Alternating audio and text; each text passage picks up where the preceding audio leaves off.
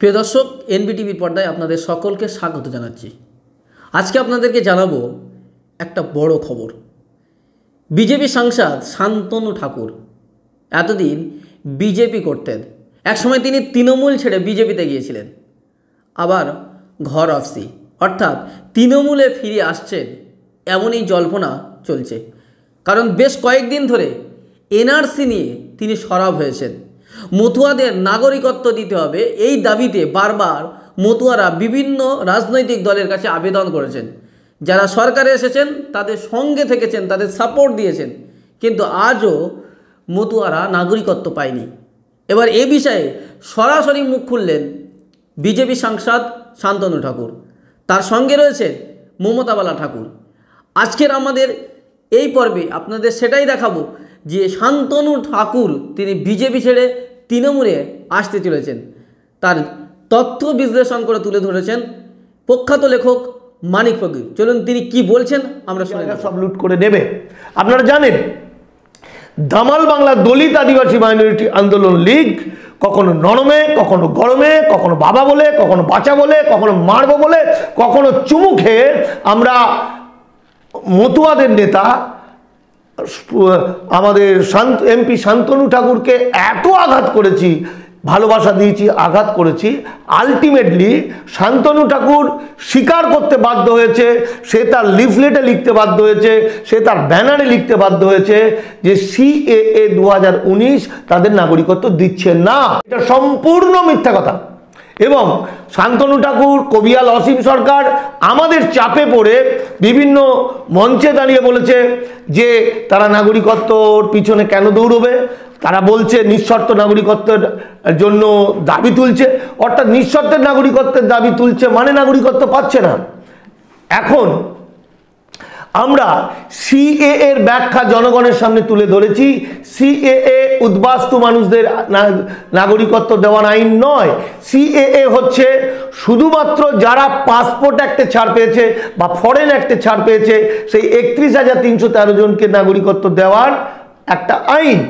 তাহলে এই কোটি কোটি মানুষ আমাদের বাংলার যে উদ্বাস্তু, যারা 48 সালের পরে এসছে, অখণ্ড ভারতের ভূমিপুত্র, যারা এই ভারতবর্ষের প্রকৃত সন্তান, যারা শূদ্র, যারা অনার্য, এর মধ্যে কিছু মানবিকতা সম্পন্ন তথাকথিত উচ্চবর্ণের মানুষ নেই তা না, আছে, কিন্তু এই মানুষগুলো তো পাসপোর্ট অ্যাক্টে আবেদন করেনি। কিন্তু দুঃখের বিষয়, মাত্র কয়েকদিন আগে শান্তনু ঠাকুর তার বাড়িতে কৈলাস বিজয়বর্গী চলে যায় এবং তাকে অনেক রকম প্রলোভন দেখায়।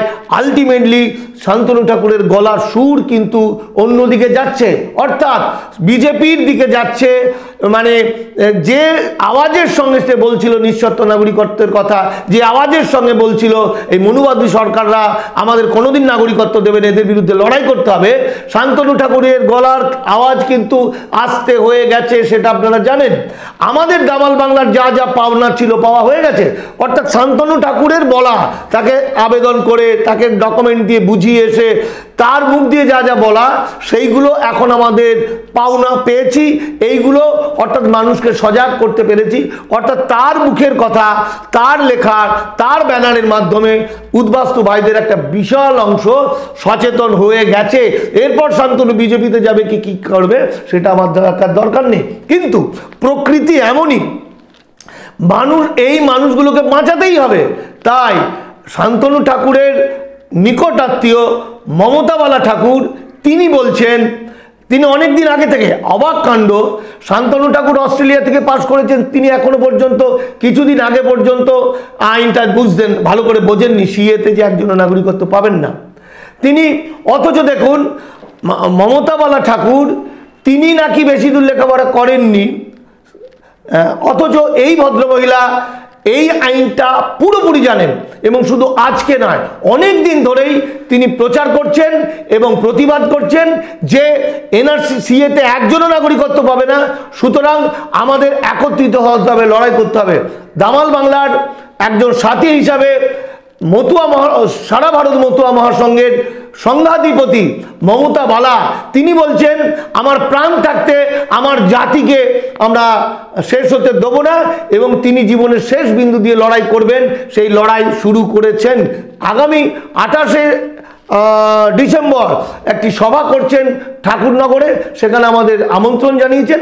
আমরা কাঙাল মানুষ, মানুষকে যে বাঁচাবে, মানুষের পক্ষে যে থাকবে, উদ্বাস্তু মানুষকে এবং বাংলার 6 কোটি মানুষ যাদের 48 সালের আগের কাগজ নেই, মূল নিবাসী মানুষ এবং সমস্ত মানুষকে যে বাঁচাতে চাইবে, আমরা তার কাছেই যাবো, এটাই স্বাভাবিক। তাই আমরা মনে করছি মমতা বালা দেবী ঠাকুর এই বিপদের মুখে বহুজন মানুষের পক্ষে, মূল নিবাসী মানুষের পক্ষে, দলিত আদিবাসী মাইনরিটি মানুষের একটা মুখ হয়ে উঠতে পারে। অদূর ভবিষ্যতে আমি মানিক ফকির, ইমতিয়াজ মোল্লার নেতৃত্বে যে দামাল বাংলা তৈরি হয়েছে, সেই যে দামাল বাংলা আজকে বহুজন মানুষকে একত্রিত করতে চাইছে। আমরা স্বপ্ন দেখছি আগামী দিন কিন্তু বহুজন মানুষের দিন, এবং আগামী দিন মমতা বালা ঠাকুর পশ্চিমবঙ্গের একটা অন্যতম ভূমিকায় আসতে চলেছে, এটাই আমার মনে হয়।